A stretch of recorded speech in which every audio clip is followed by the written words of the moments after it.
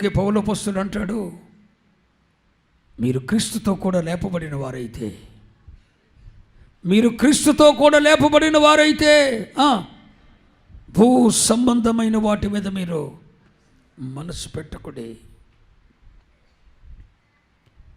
భూ సంబంధమైన వాటి మీద మనసు పెట్టకుడి. కొలస్సీ పత్రిక 3వ అధ్యాయం 1వ వచనం చూస్తే, మీరు క్రీస్తుతో కూడా లేపబడిన వారైతే భూ సంబంధమైన వాటి మీద మనసు పెట్టద్దు. భూ సంబంధమైన వాటి మీద మనసు పెట్టి నడుచుకోవద్దు. మీరు క్రీస్తుతో కూడా లేపబడిన వారైతే పైనున్న వాటి మీద చదవండి. పైనున్న వాటి మీద చదవండి అండి. పైనున్న వాటిని వెతకండి. దేవునికి స్తోత్రం చెప్పండి. హల్లెలూయా. మీరు పైనున్న వాటిని వెతకండి అని మరి భూ సంబంధమైన వాటిని ఎత్తుకొద్దు అంటున్నాడు దేవుడు. ప్రభు అంటాడు, మీరు క్రీస్తుతో కూడా లేపబడిన వారైతే పైనున్న వాటిని వెతకండి. అక్కడ నిత్యత్వం ప్రభువుతో కూడా ఉండే అవకాశం ఉంది. అక్కడ పునాదులు కలిగిన పట్టణం ఉంది. దేవుడే శిల్పియు నిర్మాణికుడై మన కొరకు కడుతున్న ఒక పునాదులు కలిగిన పట్టణం ఆ నిత్య సియోను ఉన్నది. ఈ భూమి ఈ ఆకాశం కనబడేడు. ఈ భూమి ఈ ఆకాశం చుట్టబడిన గ్రంథం వలె తొలగిపోబోతున్నాయి. పంచభూతములు తీవ్రమైన వేడిమితో లయం కాబోతున్నాయి. ప్రభు రాకడ వచ్చి సంగము ఎత్తబడిన తరువాత పంచభూతములు లయము కాబోతున్నాయి. సూర్య చంద్ర నక్షత్రాదులు ఉండవు. సూర్యుడు నలుపవబోతున్నాడు, చంద్రుడు ఎరుపవబోతున్నాడు. సూర్య చంద్రులు కాంతిహీనంగా మారబోతున్నారు. నక్షత్రములు అకాల పండ్లు రాలినట్లు నేల మీద రాలి పడబోతున్నాయి. పంచభూతములు ఈ సృష్టి నిర్వర్తించబడటానికి గల కారణమైన పంచభూతములు తీవ్రమైన వేడిమితో లయము కాబోతున్నాయి. ఈ కనబడిను ఏవి కూడా నిత్యము ఉండేవి కావు. ఇవి నిత్యములు కావు. బైబిల్ చెప్తున్న మాటలు, ఈ కనబడినవి ఏవి నిత్యములు, కానీ కనబడనవి ఉన్నవి, అదృశ్యమైనవి ఉన్నవి, అవి నిత్యము ఉండేవి. స్తోత్రం చెప్పరే. మీ ఆశ ఎక్కడుండాలి? అదృశ్యమైన వాటి మీద. మన దేవుడు అదృశ్యుడు. ఆయన మన కొరకు కడుతున్న పట్టణం అదృశ్యమైనది. మన కొరకు దాచి ఉంచిన సింహాసనం అదృశ్యమైనది. మీరు క్రీస్తుతో కూడా లేపబడిన వారైతే భూ సంబంధమైన వాటి మీద మనసు పెట్టుకుని పైనున్న వాటిని వెతకండి. స్తోత్రం. ఇప్పుడు ఐగుప్తు దేశంలో యోసేపు ప్రధానమంత్రిగా ఉన్నాడు. కానీ ఐగుప్తులో తన దేహం చనిపోయిన తర్వాత తన దేహం కూడా అక్కడ పాతి పెట్టబట్టడానికి ఇష్టపడలేదు. ఇదండి దేవుని పిల్లల మనస్తత్వం.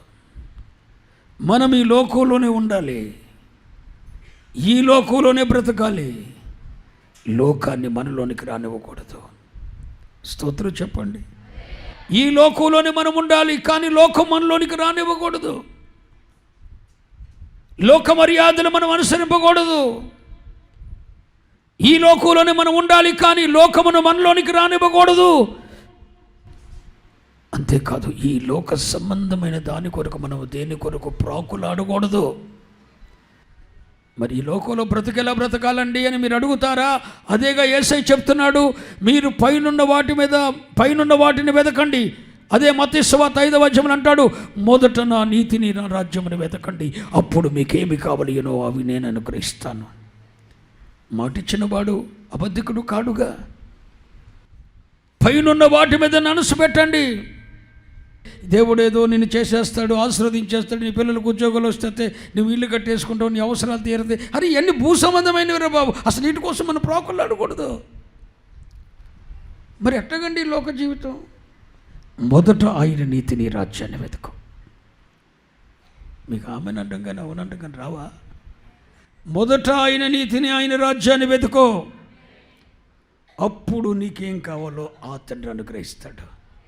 నా సేవా జీవితంలో అలా చేశాడండి.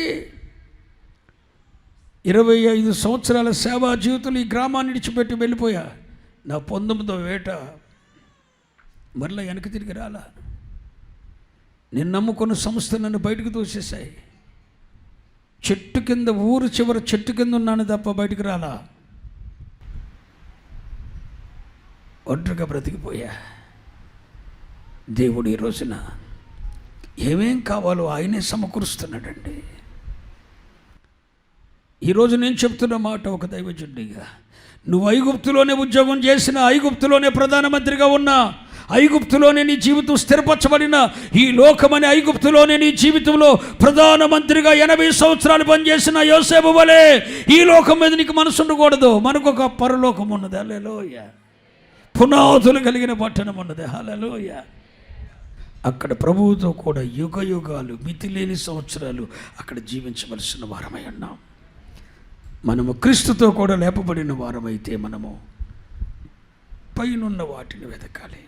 అప్పుడు భూలోకంలో నువ్వు బ్రతికినంత కాలం నీకేం కావాలో, ఎంత కావాలో, ఏ రూపంలో కావాలో దేవుడు నీకు ఇస్తాడు. దేవుడు నీకు ఇస్తాడండి. కనుక మనం ఈ లోకంలోనే ఉండాలి, కానీ లోకం మీద మన మనసు పెట్టుకోకూడదు. ఈ లోకంలోనే మనం ప్రధానమంత్రి స్థాయికి ఎదిగినా కూడా ఈ ఐగుప్తులో ఉండటానికి మనం ఇష్టపడకూడదు. దేవుని యొద్దకు వెళ్ళవలసిన వారమని అక్కడ ఉండాలి మన మనసు.